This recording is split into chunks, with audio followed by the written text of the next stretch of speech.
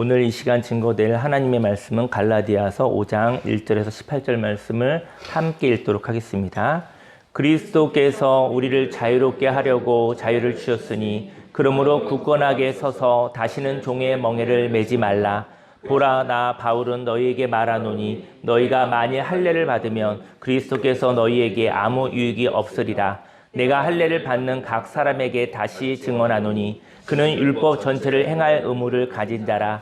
율법 안에서 의롭다함을 얻으려 하는 너희는 그리스도에게서 끊어지고 은혜에서 떨어진 자로다. 우리가 성령으로 믿음을 따라 의의 소망을 기다리노니 그리스도 예수 안에서는 할례나 무할례나 효력이 없으되 사랑으로서 역사하는 믿음뿐이니라. 너희가 다름질을 잘 하더니 누가 너희를 막아 진리를 순종하지 못하게 하더냐. 그 권면은 너희를 부르신 이에게서 난 것이 아니니라. 적은 누룩이 온 덩이에 퍼지느니라. 나는 너희가 아무 다른 마음을 품지 아니할 줄을 주 안에서 확신하노라. 그러나 너희를 요동하게 하는 자는 누구든지 심판을 받으리라.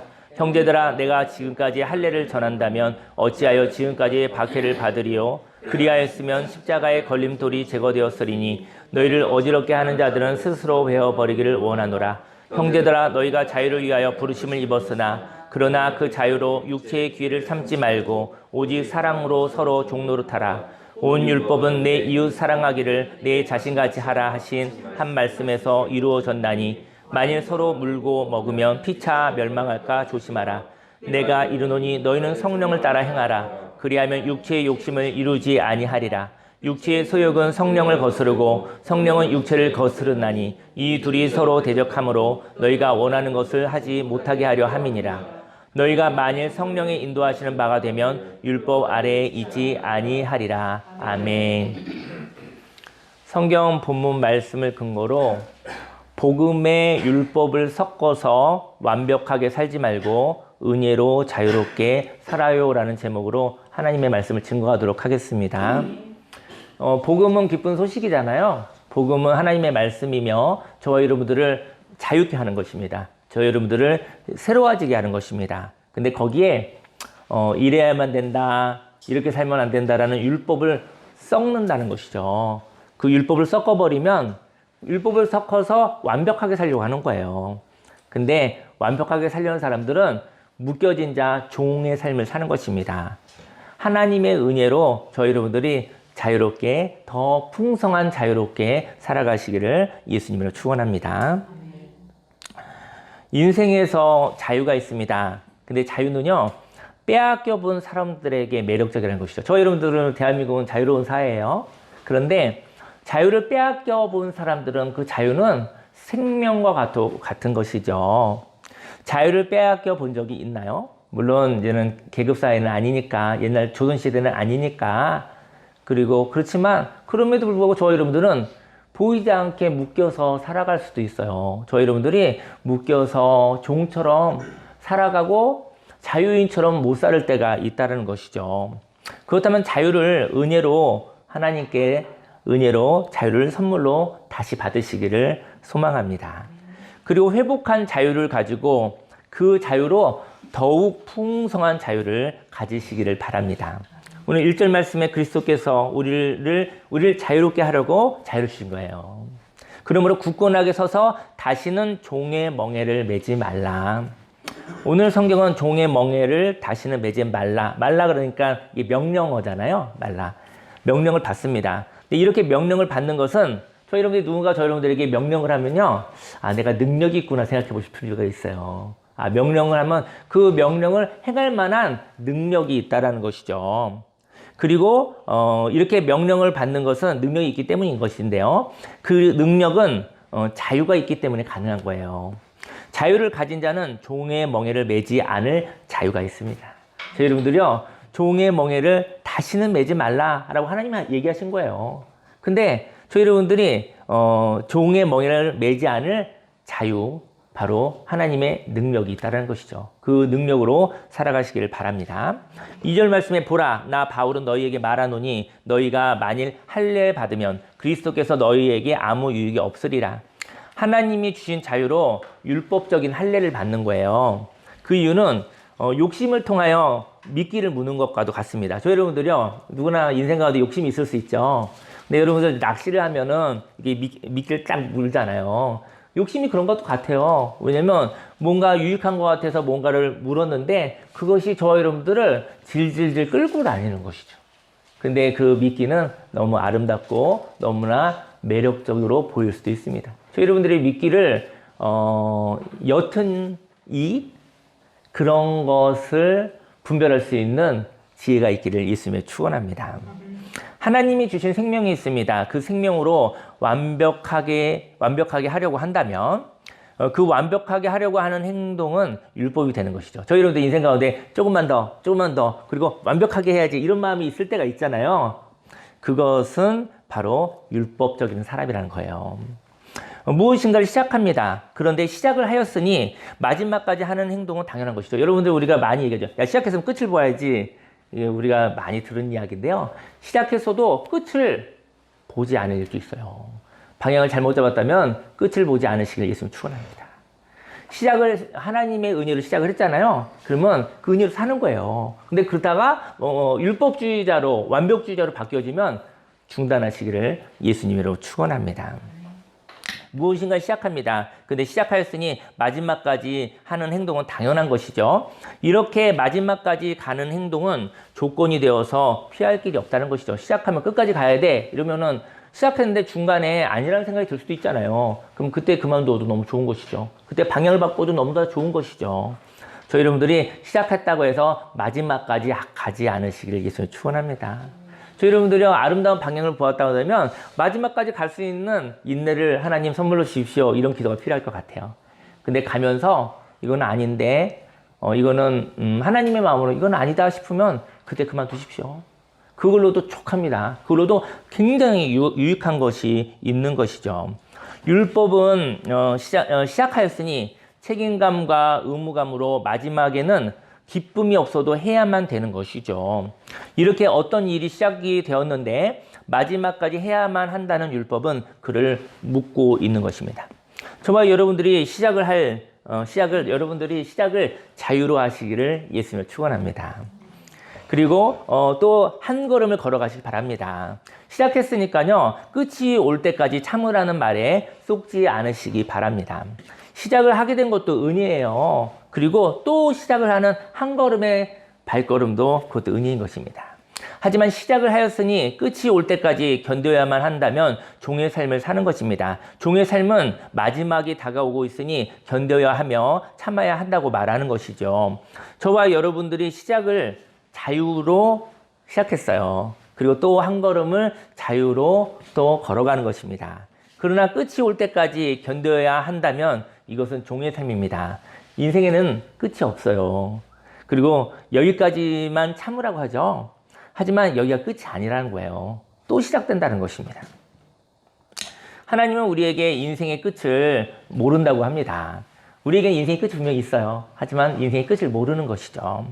그래서 하나님이 주신 자유로 오늘을 살라고 합니다. 자유로 오늘을 살고 어느 날 끝이 왔을 때도 자유로 살라고 말하는 것이죠. 속임이 있다면 끝이라고 하면서 여기까지라고 얘기하는 거야. 여기까지가 끝이야 라고 하면서 자유가 없이 율법적으로 살라고 하는 것이죠. 여기까지만 견디면 돼 하는데 갔더니 어떻게 되죠? 또 있잖아요. 또 있는 것이죠. 이렇게 율법으로 살면 인생 가운데 여러분들이 율법으로 살고 애쓰고 노력하고 살면 아름다운 일이나 그 사람의 영혼은 지치고 부서지고 파괴된다는 것이죠. 하나님의 관심은 저와 여러분을 통해서 무엇을 이루는 것에 관심이 있지 않습니다. 하나님은 저와 여러분들이 자유로 영혼의 평화를 가지고 오늘 하루를 행복하게 살길 원하는 하나님의 관심이 있는 것이죠. 그래서 저희 여러분들이 오늘을 자유로 살아가시기를 예수님 축원합니다.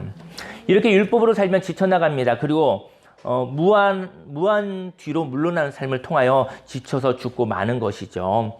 3절 말씀에 내가 할례를 받는 각 사람에게 다시 증언하노니 그는 율법 전체를 행할 의무를 가진 자라. 할례를 받은 사람은 여기까지라는 조건에 의하여 사는 사람입니다. 그는 끝이 올 때까지 의무로 살아가야 합니다. 그는 인생을 의무로 살아가는 것이죠. 4절 말씀에 율법 안에서 의롭다함을 얻으려 하는 너희는 그리스도에게서 끊어지고 은혜에서 떨어진 자로다. 이렇게 조건으로, 행위로, 율법으로 완벽하게 살려고 하는 사람은 자유가 없는 사람입니다.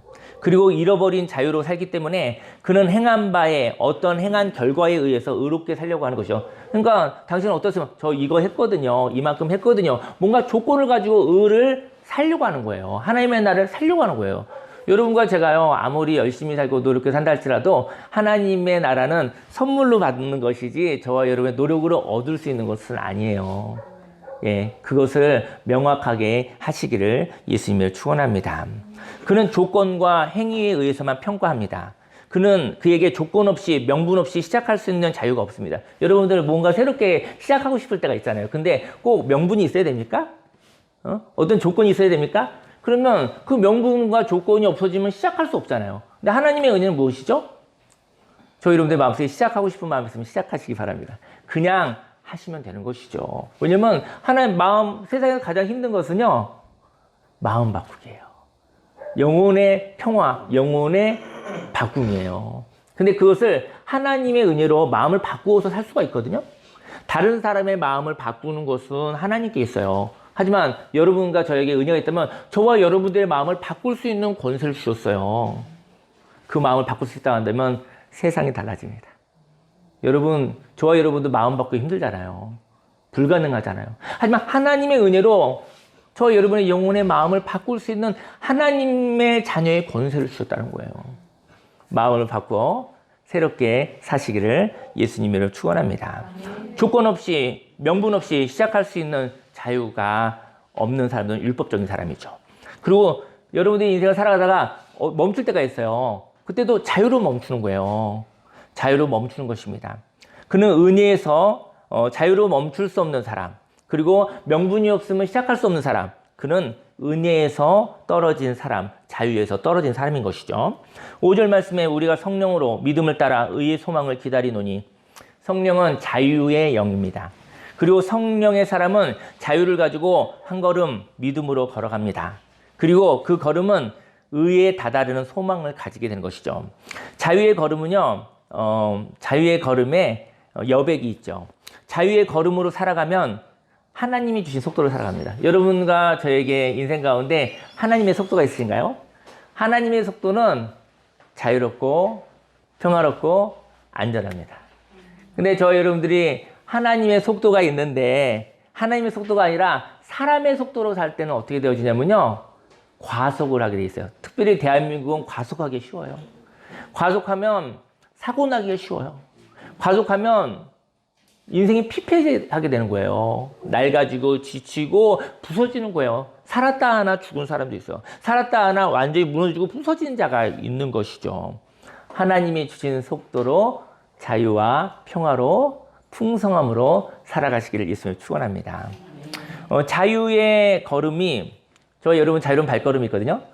저와 여러분들이 오늘 예배 가운데 저와 여러분들이 자유로워졌으면 좋겠어요. 진리를 알지니 진리가 너희를 자유케 하리라. 근데 자유로운 발걸음이 있어요. 저희 여러분이 자유로운 발걸음에는 불안함이 없어요. 두려움이 없어요. 저희 여러분들이 자유로운 발걸음을 걸어가요. 하나님의 속도로. 그러면 저희 여러분 자유로운 발걸음을 걸었는데 이제 멈추는 거예요. 멈출 때 하나님의 의가 기다리고 있는 거예요. 저희 여러분들이 멈추는 거, 우리나라 사람들 멈추는 거 무섭잖아요. 멈출 때 두렵지 않은 것은, 멈출 때 불안하지 않은 것은, 멈출 때 하나님이 함께 머물고 기다려주시는 거예요. 그는 자유에 의하여 의가 함께 머물러주는 평화가 있다는 것이죠. 저희 여러분들이 멈출 때 두려워하지 않으시기를 예수님 축원합니다. 멈출 때 하나님의 의가, 하나님이 함께 하시며 그때 하나님의 생명이 솟아오르는 것이죠. 그래서 그런 하나님의 생명 안에 거하시기를, 그리고 충분히 멈추면 휴식이 되고 충전이 되고 심심해져요. 그리고 움직이고 싶은 거예요. 그때 하나님이 움직이실 때 하나님과 동행하여 시작하시기를 예수님을 축원합니다. 하지만 해야만 된다는 걸음으로 걸어갈 때 율법은, 저 여러분이 해야만 돼 하고 막 걸어가고 뛰어가는 거예요. 그때 율법은 어떤 목표를 가지고 해야만 돼 하고 다가가려면 율법이 말하는 거죠. 완벽하지 않다고 하면서 멀어져 가는 거예요. 율법을 행하려고 해야만 되고 막 달려가는데 율법이 완벽하지 않으면서 뒤로 쫙 물러서는 거예요. 저는 오늘 아침에 이제 제 사모님하고 제 아내랑 얘기를 나눴는데 마음에 다가오는 얘기를 한번 나누고 싶어요. 말이 막 뛰는데 말 앞에 여기 당근이 있다고 하더라고요. 말 눈앞에 당근을 요만큼 거리에 놓는데요. 그 말은 그 당근을 먹으려고 죽도록 달리는데요. 영원히 도달할 수 없습니다. 영원히. 율법이 그런 거예요. 아무리 열심히 달려도 도달할 수 없어요. 그리고 계속 뛰라고 하는 것이죠. 그 말을 통해서 뭐 어떤 노동을 써먹는 거죠. 그런 거 아니겠습니까? 그래서 저 여러분들이 열심히 달리는데 도달할 수 없는 율법. 율법은 모자라, 부족해, 더 열심히 살아. 그게 파괴되는 것이죠. 하지만 하나님의 의는, 하나님은 저와 여러분들과 이렇게 있죠. 저와 여러분들이 하나님의 속도로 머물러 있었을 때 하나님이 그 자리에 함께 머물러 주시는 것이죠. 그리고 저 여러분들이 뛸 때 하나님이 방향을 인도하여 주시는 것이죠. 저 여러분들이 율법으로 살아가면은 결국은 지쳐서 부서져 버리는 것입니다. 하지만 하나님과 함께 하시면 멈출 때도 함께 하시고 움직일 때도 함께 하시는 하나님, 방향을 보여주시는 하나님, 그리고 자유의 속도대로 감당할 수 있는 속도대로 걸어가도 손가락질 아니하시는 하나님, 괜찮다고 말씀하시는 하나님, 그 하나님 아버지와 동행하시기를 예수님의 이름으로 축원합니다. 율법은 도달할 수 없는 절망이 있어요. 무리하게 애쓰는 모습이 있지만 자유의 발걸음은 의가 함께 머물고 인도하시는 소망이 있는 것입니다. 그래서 자유의 발걸음은 감당할 수 있는 발걸음이라 지치는 것이 아니라 힘있게 내딛는 성취감을 줍니다. 저 여러분들이요, 엄청나게 달리면 결국은 가루가 되고 부서지고 있다고 한다면 그때 속도를 좀 줄이시기를 예수님 축원합니다. 하지만 하나님이 함께 있어서 달릴 때 발걸음에 발을 내딜 때마다 성취감이 있고 힘이 난다고 한다면 힘차게 달려가시기를 예수님의 이름으로 축원합니다. 완벽주의를 가진 사람은 애쓰는 모습으로 도달하여 멈추려고 하는 자입니다. 그래서 완벽주의자는 끝을 내려고 달리는 발걸음에 율법이 얘기하는 거예요. 그래도 부족하다라고 저만치 도망가서 끝없이 의무감으로 살아가게 하다가 지쳐서 죽게 하는 것이죠. 결국은 도달하지 못하는 자입니다. 하지만 성령의 사람은 자유의 발걸음으로 걸어갈 때 의가 머금으로 만족하는 자입니다.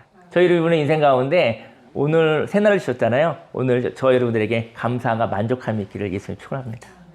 오늘 하루를 하나님께 주셨는데 만족합니다. 감사합니다. 참 소중한 날입니다. 이러한 관점으로 가져가시면 행복할 거예요. 근데 저희 여러분들 오늘 갖다가 손가락질하면 부족합니다. 완벽하지 않습니다. 뭔가 잘못됐습니다. 라고 얘기하면 여러분과 저는 오늘을 아마 죽을 맛으로 살아가게 될 것입니다. 완벽주의는 의에 도달하려고 달리다 보니 의에 도달하지 못함으로 실패자라고 비난을 받죠. 그리고 쉼이 없이 부족하다는 말을 들으며 죽어가는 자입니다. 6절 말씀에 그리스도 예수 안에서는 할례나 무할례나 효력이 없으되 사랑으로서 역사하는 믿음뿐이라. 삶의 조건이 있으나 없으나 예수님 안에서 만족할 수 있다면 그는 자유로운 자입니다. 저희 여러분들 어떤 조건이 이루어지고 나면 어떤 목표가 성취되어지고 나면 모든 것이 다 해결될 것 같지만 조건은 조건을 낳아요. 목표는 또 목표를 낳아요. 일은 또 일을 만드는 거예요. 저희 여러분들이 열심히 일하고 열심히 인생을 살다가 잠깐 멈추어서 만족하는 시간을 가지시기를 예수님 축원합니다. 그 만족하는 시간에 하나님의 은혜와 하나님의 생명이 샘솟게 되어지는 것이죠. 그래서 멈추었을 때 하나님의 안식이 있기를요. 그리고 하나님이 공급하신 힘으로 말미암아 성취감을 가지고 주님과 함께 달려가시기도 하고 걸어가시기도 하시기를 예수님의 축원합니다. 이렇게 조건에 의하여 그는 행복하고 불행하지 않습니다. 만일 사랑으로 행하였다면 그 발걸음은 어떤 결과를 가져와도 만족하는 것이죠. 하지만 오늘 성경은요, 복음으로 사는 사람들에게 변질이 있다고 얘기를 하고 있거든요. 그 얘기를 한번 나눠볼게요. 7절에 너희가 다름질을 잘 하더니 누가 너희를 막아 진리를 순종하지 못하게 하더냐. 사랑을 가지고 자유롭게 걸어가는 생기 있는 발걸음은 참 행복한 것입니다. 그런데 그 사람들이 변질됐다는 거예요. 그것은 복음의 발걸음이 완벽하게 되기를 바라는 욕심 때문이었던 것이죠. 복음으로 살아도 완벽하지 않습니다. 하나님의 뜻으로 살아도 완벽하지 않습니다. 하나님의 뜻으로 살아 만족감이 있는 것이죠. 감사함이 있는 것이지 하나님의 뜻으로 살아도 완벽하게 살 수 없습니다. 하나님이 저와 여러분들의 욕심을 채울 수 없다는 걸 아십니까? 그래서 욕심의 기도가 헛된 거예요. 욕심을 채울 수가 없어요. 아무리 많이 받아도 욕심으로 더 주세요. 부족합니다. 이걸 채울 수가 없어요. 왜냐면 밑이 빠진 그릇과 똑같아요. 밑이 빠져서 넣어도 쑥쑥 빠지는 거예요. 그래서 그는 욕심으로 만족감이 없어서 그는 불행하지 않아도 되는데 불행하게 사는 것이죠. 그래서 복음의 발걸음이 완벽하게 되기를 바라는 욕심이 있다고 한다면 변질된 거예요. 진리의 발걸음을 평가하기 시작하면, 하나님과 함께 사는 발걸음을 평가하기 시작하면 그 평가에 의해서 낙심하게 됩니다. 8절 말씀에 그 권면은 너희를 부르신 이에게서 난 것이 아니니라. 적은 누룩이 온 덩이에 퍼지느니라. 복음으로 만족하는 삶이 어디에 완벽히 도달하여야 한다고, 완벽해지기까지는 부족하다고 판단을 받는다면 생명의 삶이 병들게 되는 것입니다. 율법주의자들은 복음의 삶을 사는 것은 중요하지만 그 복음이 정해진 시간에, 장소에, 정해진 장소에, 정해진 어떤 의식에, 종교의식에 어떤 정해져 있는 사람이 있다고 이야기를 합니다. 저는 오늘 이곳에서 저희들이 좀 귀한 만남, 소중한 만남으로 오늘 예배도 드리고 또 잠시 또 식사도 하고 교제도 나눌 것인데요. 하나님이 여기만 있나요? 그렇진 않잖아요. 그죠? 그죠? 저희 여러분들이 무언가 생각 고정을 하면 그때 변질되는 거예요. 하나님은 어디에나, 그리고 누구에게나, 그죠? 어느 시간에나 하나님은 함께 하십니다. 근데 하나님을 만나는 것도 인생의 어떠한 것을 중요하게 여겨서 그 고정하여서 그것을 우상화하지 않기를 예수님 축원합니다. 그럼 그 다음부터 자유가 묶여져 버리는 것이죠. 오늘 저희 여러분들이 오늘 만나서 행복하고 즐거운 시간이 될 것 같아요. 하지만 어떠한 것을 고정하지 않으시기를 예수님을 축원합니다. 하나님의 자유가 어떤 것에 묶여버리는 것이죠. 그래서 어떤 결과에 도달하지 못하면 하나님의 역사가 아니라고 거짓말하죠. 이렇게 자유가 어떤 것에 제한을 받는다면, 어떤 결과에 도달하지 못한다면 이것은 자유가 아니라고 말한다면 그 자유는 묶여져 버리는 것입니다. 자유가 있으면 자유가 묶여버리는 것이죠. 하나님의 자유를, 생명의 삶을 판단하지 않으시길 바랍니다. 저희 여러분들이요, 판단하는 즉시 자유가 묶여져 버리는 것이죠. 묶이지 않았으면 좋겠습니다. 10절 말씀에 나는 너희가 아무 다른 마음을 품지 아니할 줄을 주 안에서 확신하노라. 그러나 너희를 요동하게 하는 자는 누구든지 심판을 받으리라. 사도 바울이 말합니다. 갈라디아서잖아요. 갈라디아 교인들이여, 하나님이 주신 자유로 어떤 조건을 숭상하지 않으시길 바랍니다. 어떤 결과에 도달하지 못한다면 의미가 없다고 평가하지 마십시오라고 얘기를 하고 있는 거예요. 복음으로 자유와 생명의 삶을 사는데, 복음으로 자유와 생명으로 사는 삶 그 자체가 의미 있는 것이죠. 저희 여러분들이요, 어떤 결과 조건보다 저희 여러분들이 살아있으면 되는 거예요. 자유가 있으면 되는 거예요. 이런 삶은 정지된 결과가 아니라 성령과 함께하는 흐름인 것이죠. 저희 여러분들이 완벽주의에 의하여 도달하고 난 뒤 멈추어 버리면 죽어버리는 것이죠. 하지만 성령의 인도함 따라 움직인다면 저와 여러분들과 함께 생명이 머문 채로 움직이는 것입니다. 저희 여러분들이 성령의 인도하심을 받으면 생명으로 움직이고 있는 거예요. 여러분들과 제가 움직일 때 함께 머물렀던 성령의 불이 성령의 흐름에 따라 앞서 나간다면 그는 살아있는 자인 것이죠. 또 성령의 사람이 멈출 때가 있어요. 성령의 사람도 멈출 때가 있거든요. 성령의 사람이 멈출 때 그건 죽은 것이 아닙니다. 생명을 머금고 있는 안식인 것이죠. 여러분들이 봄철에 이제 봄이 지나가고 있죠. 근데 생명을 머금고 있는 꽃을 보잖아요. 그죠? 멈춰 있는 듯해도 멈춘 게 아니잖아요. 그죠? 여러분과 제가 때로는 멈춰 있어 보인다 할지라도 생명을 머금고 있기를 예수님 축원합니다. 그러면 꽃처럼 피어나고 또 때가 되어지면 열매를 맺게 되는 것이겠죠. 여러분들의 멈춤이 죽음이 아니라 안식이 되기를 예수님을 축원합니다. 생명을 머금고 있는 거예요. 생명을 머금고 있으면 때가 되면 그 생명이 움직일 수밖에 없어요. 생명은 시작하고 움직이는 모양이 있는 거잖아요. 만약 저와 여러분들을 의무감에 의하여 움직이게 하고 자유 없이 지쳐서 파괴되어 멈추게 된다면 영원히 도달하지 못하는 율법에 의하여 죽은 것이죠. 자유를 말하면서 그 자유로 최소한의 조건에 도달하여야 된다고 말한다면 그 최소한의 기준을 중요시하는 사람들에게 박해를 받지 않을 것입니다. 저희 여러분들이요, 복음으로 살죠. 하나님 말씀 살죠. 하지만 이 정도는 되겠죠? 이 정도가 바로 율법주의라는 것이죠. 그러면 이 정도도 안 되어지면 그다음부터 아무것도 될 수 없다고 얘기한다면 이 정도라는 것을 저희 여러분들은 거기에 마음을 빼앗기고 있는 것입니다. 예수님의 십자가는 살고자 하는 사람이 믿음으로 살면 된다는 것입니다. 마음을 바꾸면 길이 있다는 것입니다. 하지만 할례를 전하는 사람은 최소한 이러한 기준이 있는 사람이 자유를 얻을 수 있다는 것이죠. 그래서 자유를 얻는 것도 어떤 기준을 충족하는 사람이 할 수 있는 것이라고 거짓말하는 것이죠. 사실은 조건은 없습니다. 하나님의 은혜로 마음을 새롭게 하면 새로운 삶을 살 수 있는 것이죠. 저희 여러분들이요, 마음을 새롭게 하고 싶은데 저희 여러분들이 힘을 되지 않는다면 하나님께 은혜를 받으시기를, 하나님께서 마음을 새롭게 먹으면 돼 라는 마음을 주시면 그것으로 하나님의 은혜로 마음을 새롭게 하여 새로운 삶을 사시기를 예수님 축원합니다. 그래서 은혜라고 하는 거예요. 하나님 내게 새 마음을 주셨다는 거예요. 새 마음을 내가 받아들여서 새 마음으로 사는 것이라는 것을 이야기하고 있는 것이죠. 저와 여러분들이 자유를 얻는데 예수 그리스도의 사랑으로 부족합니까? 마음으로 생각해 보십시오. 자유를 얻으려고 하는데 최소한 이 정도는 돼야지, 이 정도가 되지 않으면 당신은 구원받을 수 없다라고 말하고 있습니까? 그렇다면 도달할 수 없는 조건 때문에 자유를 박탈당한 것입니다. 사도 바울은 말합니다. 11절에 형제들아 내가 지금까지 할례를 전한다면 어찌하여 지금까지 박해를 받으리요. 그리하였으면 십자가의 걸림돌이 제거되었으리니. 바울은 복음을 믿음으로 받아들이면 자유를 은혜로 받는다고 하였습니다. 그런데 율법주의자들은 적어도 이런 정도는 돼야지 하고 조건을 제시하고 있는 것이죠. 이렇게 복음과 율법을 혼합하잖아요. 복음과 그 다음에 조건을 혼합해버리잖아요. 그러면 조건 때문에 자유를 얻을 수가 없어요. 그래서 이렇게 복음과 율법을 혼합하면 십자가로만 사는 사람들이 박해를 받지 않았을 것이에요.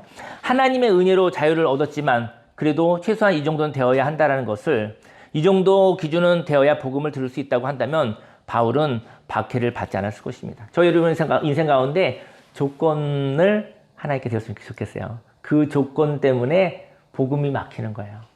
그 조건, 이 정도는 돼야지 하나님의 백성 아니겠습니까? 이 정도는 돼야지 인생을 사는 거 아니겠습니까? 근데 이 정도는 돼야지가 채우기가 힘든 거예요. 그 조건을 이루기가 힘든 거예요. 그래서 그 조건마저도 하나님께 드리시고 하나님께서 새 마음을 주시사, 그러면 그 새 마음으로 너무나 소중한 오늘을 살아가시기를 예수님 축원합니다. 저와 여러분들이 소통하기를 원합니다. 하지만 이 정도는 되어야, 누군가 소통하려고 하죠, 사람과. 근데 이 정도는 돼야지 않겠어? 이 정도 안 되어지면 이건 기본이 안 된 거야. 이러면 그것 때문에 소통이 안 되는 거예요. 이 정도는 돼야지 내가 마음을 열 거야. 근데 그거를 내려놓으면 서로 소통하고자 하는 마음만 있으면 소통이 될 수 있잖아요. 그래서 어느 조건 때문에 아니야, 저 사람은 기본이 안 됐어, 저 사람 마음이 열린 것이 아니야, 내가 그렇게 함으로써 나도 마음의 문을 닫는 것이죠. 저희 여러분들이 조건을 내려놓고 마음을 열어주시면, 또 상대편도 하나님의 마음을 열어주시면, 소통하고자 하는 마음만 있으면은 모든 것을 이렇게 하나님께 드릴 수 있는 것이잖아요. 그죠? 벽을 허물 수 있는 것 아니겠습니까? 사람이 자유케 되는 것과 소통이 되어야 할 기준이 있다면 그 기준이 그 사람을 묶을 것입니다. 하나님을 만날 사람의 자격이 있습니까? 조건이 없습니다. 12절에 너희를 어지럽게 하는 자들은 스스로 배워 버리기를 원하노라. 이렇게 하나님을 믿는 것에 자격이 있다고 생각하는 사람들과 분리하시기를 바랍니다. 갈라디아서 말씀을 어쨌든 저희가 같이 읽어가고 있는데요. 쉽지는 않네요. 13절 말씀에 형제들아 너희가 자유를 위하여 부르심을 입었으나 그러나 그 자유로 육체의 기회를 삼지 말고 오직 사랑으로 서로 종노릇하라. 온 율법은 내 이웃 사랑하기를 내 자신과 같이 하라 하신 한 말씀에서 이루어졌나니 만일 서로 물고 먹으면 피차 멸망할까 조심하라. 내가 이르노니 너희는 성령을 따라 행하라. 그리하면 육체의 욕심을 이루지 아니하리라. 육체의 소욕은 성령을 거스르고 성령은 육체를 거스르나니 이 둘이 서로 대적함으로 너희가 원하는 것을 하지 못하게 하려 함이니라. 너희가 만일 성령의 인도하시는 바가 되면 율법 아래에 있지 아니하리라. 오늘은 참 행복한 날입니다. 저는 오늘 십자가 얘기를 조금 나누고 싶어요. 십자가를 생각합니다. 예수님 십자가를 주하다가 예수님이 육신의 몸이 있으니까 탈진이 되고 지쳐 있었을 때 그 옆에서 예수님의 십자가를 잠깐 대신 지은 사람이 있어요. 구레네 사람 시몬의 이야기를 나누고 싶어요. 그 시몬이라는 사람이 십자가를 지고 싶었을까요? 십자가 형틀이고 그 무거운 짐을 누가 지고 싶겠어요? 우리는 뭐 짐을 지고 싶지는 않아요. 불편하잖아요. 그리고 너무 힘들잖아요. 십자가를 오늘 이제 찬양을 십자가를 질 수 있다는 찬양을 했는데요. 십자가를 누구나 지고 싶지는 않아요. 왜냐하면 십자가는 불편한 것이기 때문입니다. 무겁고 힘들고. 그래서 자원하여 십자가를 지기가 힘이 들어요. 구레네 사람 시몬도 자원해서 지지는 않았어요. 근데 구레네 사람 시몬이 십자가를 질 수 있었던 거는 예수님 옆에 있었기 때문입니다. 저희 여러분들이 원하든 원하지 않든 십자가를 지는 일이 있다고 한다면 예수님 옆에 있기 때문이에요. 예수님을 보았기 때문입니다. 예수님이 지는 십자가는 힘든 것이지만 그 십자가를 지고 가는 예수님이 좋은 거예요. 저희 여러분들이 희생하고 헌신하고 십자가 지는 사람을 보면 난 그렇게 살고 싶지는 않지만 그 십자가 때문에 누가 살았잖아요. 그래서 좋은 거예요. 근데 그렇게 살고 싶지는 않아요. 십자가를 나를 위해서 십자가를 주어서 고맙긴 하지만 나는 예수님처럼 살고 싶지는 않아요. 십자가 힘든 거니까. 적어도 누군가를 살리기 위하여 뒤로 물러서지 않고 희생하는 모습을 보면 안타깝지만 그 희생을 하는 분을 보면서 도와드리고 싶은 마음이 듭니다. 우리는 예수님처럼 십자가를 질 수는 없지만 예수님을 보면 그 예수님이 십자가로 저희 여러분들이 자유를 얻을 수 없고 살았을 수 있잖아요. 희생하고 헌신하라고 하면은 그렇게 하는 건 무섭지만 그 희생과 헌신으로 이 세상, 모순이 많은 이 세상이 위기를 넘어가고 살아가고 있는 것 아니겠습니까? 예수님은 죽기까지 생명을 주시고 십자가를 지었지만 그 옆에 있는 나는 한 번은 그 십자가를 대신 지을 수 있을 것 같습니다. 한 번은. 나는 십자가를 지고 싶지 않았지만 아니 그 십자가를 목숨을 내놓기까지 질 수는 없지만 잠깐 그 십자가를 질 수 있습니다. 그 십자가를 진다 하여 내가 죽을 것 같지는 않습니다. 불편한 일이 있어도 어려운 일이 있어도 근데 죽을 것 같지 않을 때 십자가 질 수 있는 거예요. 십자가를 지는 사람은 스스로 질 수가 없습니다. 지쳐있는 예수님 옆에 있는 사람이 예수님의 십자가를 질 수 있는 것입니다. 지쳐있는 예수님을 보는 자가 내가 힘이 있으니 한 번 정도는 질 수 있는 거예요. 내가 가지고 있는 힘 안에서 할 수 있는 거예요. 그렇다면 예수님 근처에 있는 사람이 예수님의 십자가를 질 수 있다는 것이죠. 여러분과 제가 만약에 십자가를 지고 또 희생하고 헌신하는 일이 평생에 뭐 있었겠죠. 거기에 예수님이 있는 것이죠. 누군가의 희생을 보면서 그 희생으로 인해서 누가 살았다라는 경험을 한 사람들이 십자가를 지는 것이죠. 그렇다면 예수님 근처에 있는 사람이 예수님의 십자가를 질 수 있는 것이죠. 그리고 예수님 근처에 있는 사람 중에 로마 병정의 명령을 받을 때 가능했어요. 십자가를 질 수 있는 사람은 건강하여야 질 수 있습니다. 마음이 건강하고 몸이 건강하고 그리고 어쨌든 여력이 있어야 십자가를 질 수 있는 거예요. 만약에 구레네 사람 시몬이 건강하지 않았다면 그 무거운 십자가를 졌다가 한 걸음도 걸 수 없었다고 한다면 십자가를 지게 했겠습니까? 한 걸음도 걸을 수 없는 지친 사람이라면 십자가를 질 수 없습니다. 그리고 십자가를 지다가 쓰러진다면 다른 사람에게 십자가를 지게 하겠죠. 우리는 겉으로 예수님께 관심이 있다고 이야기하지 않습니다. 하지만 비언어로 예수님 근처에서 서성거리고 있다면 그는 예수님께 관심이 있는 것입니다. 예수님께 관심이 없는 사람은 예수님의 십자가를 질 수 없습니다. 예수님께 관심이 있는 사람이 십자가를 집니다. 십자가를 지는 사람은 이웃들의 십자가를 대신 집니다. 예수님이 지고 싶었던 십자가, 그런데 예수님이 탈진이 되어 질 수 없었던 십자가가 있습니다. 예수님이 지고 싶었었던 십자가, 그런데 예수님께 십자가를 맡기지 않은 십자가가 있습니다. 예수님이 내 마음과 고통을 어떻게 알겠어? 예수님도 나의 마음을 모른다고 외치는 사람이 있습니다. 그래서 인생의 십자가를 주님께 드리지 못했던 십자가가 있습니다. 이렇게 예수님이 지고 싶던 십자가가 있으나 그 십자가를 드리지 않은 사람이 있습니다. 그 이유는 고난 가운데 있는 사람들이 옆에 예수님이 없기 때문입니다. 고난 가운데 있는 사람들의 십자가를 예수님이 지고 싶으나 그 십자가를 질 수 없는 것은 그들 옆에 예수님이 없기 때문입니다. 하지만 고통받는 자들에게 예수님이 함께 계셨으나 그 예수님을 알아보지 못하였던 것이죠. 예수님은 저희와 함께 하십니다. 고통받는 자들과 함께 하십니다. 근데 고통받는 자들이 예수님이, 하나님이 내 인생에 무엇을 할 수 있겠어라고 이야기하기에 자신의 짐을 드리지 못하는 것이죠. 믿지 못하기 때문에 드리지 못하는 것이죠. 그들이 예수님을 예수님으로 보지 못하였기 때문이죠. 저와 여러분들 옆에 예수님이 있습니다. 그런데 저와 여러분들이 예수님을 본 적이 없습니다. 그래서 예수님이 없다고 부르짖습니다. 예수님을 본 자가 예수님의 영을 받습니다. 십자가를 진다고 하여 그 도움에 고맙다고 하는 사람이 없어요. 여러분들이 인생 가운데 십자가라는 건 어떤 희생 이런 거겠죠? 여러분들 누군가를 위해서, 가족들을 위해서, 또 이웃들을 위해서 또 희생하고 십자가를 지었었던 경험이 있을 수 있잖아요. 근데 고맙다는 얘기 들으려고 십자가를 지려면 지지 마세요. 너무 억울한 일입니다. 저와 여러분과 희생과 그 십자가에 고맙다는 얘기 듣기 위해서 한다고 한다면 너무 속상한 일입니다. 고맙다는 이야기를 듣기가 힘이 들어요. 십자가를 질 때 하나님의 영을 선물로 받습니다. 그 10명의 문둥병 등에 걸린 사람 중 한 사람이 돌아와 예수님께 고맙다는 말을 하죠.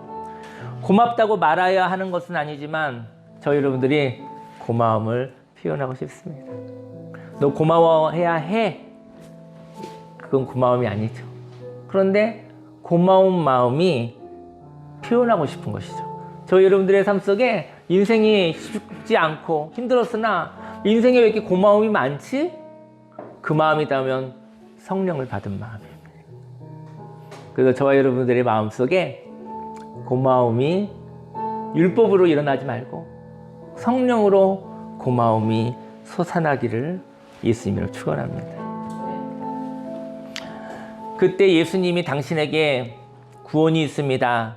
당신이 날 영접하였습니다. 영접하는 자, 곧 그 이름을 믿는 자들에게는 하나님의 자녀가 되는 권세를 주셨으니 당신의 마음에 내 마음이 들어갔습니다. 저희 여러분들이 십자가 지르는 사람을 보면 그분이 예수님인지도 몰라요. 예수님의 마음이 있는 잠깐 예수님인지도 몰라요. 저와 여러분도 예수님 있어요. 예수님은 아니지만 하나님의 영이, 하나님의 마음이 부어지면 저와 여러분이 잠깐 예수님일 수도 있어요. 십자가를 질 때 주님의 마음이 저와 여러분 안에 부어집니다. 치유받았던 문둥병자는 내가 받은 호의를 다른 사람에게 나누어야지, 예수란 사람이 말하였었던 하나님의 나라를 나누어야 되지, 그리고 그 친절을 베풀어야지, 십자가를 지어야지 라고 결심했을 것입니다. 그리고 예수님의 복음을 전하고 십자가를 질 때 예수님의 마음을 발견했습니다. 십자가를 질 때 예수님의 사랑을 선물로 받습니다. 이제 기도하고 싶은데요. 여러분들이 인생을 살면서 십자가를 지고 희생하지 않기가 힘들어요. 어떻게 하다 보니까 아내도 되고 남편도 됐고, 어떻게 하다 보니까 엄마도 되고 아빠도 된 거예요.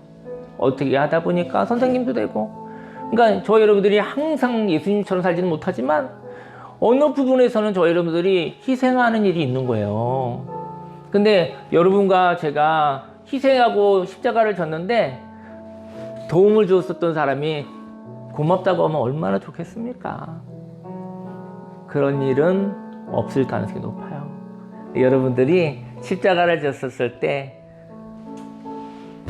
저와 여러분의 마음에 하나님이, 예수님이 이런 마음으로 나를 사랑하셨구나. 그래서 십자가의 선물은 하나님 아버지의 마음입니다. 죽음도 무섭지 않은 마음을 부어주신 거예요. 그래서 그에게 영생이 있는 것이죠. 여러분, 십자가를 지는 것은 불편하고 괴롭고 뭐 그럴 수 있지만 그것으로 하나님 아버지의 마음을 알았다고 한다면 그 하나님 아버지의 마음을 통해서 죽음도 무섭지 않은 그 평화와 그 자유를 선물로 받았다면 그 마음으로 누구나 끝이 있는 이 인생을 풍성하게 살아가시기를 예수님 축원합니다.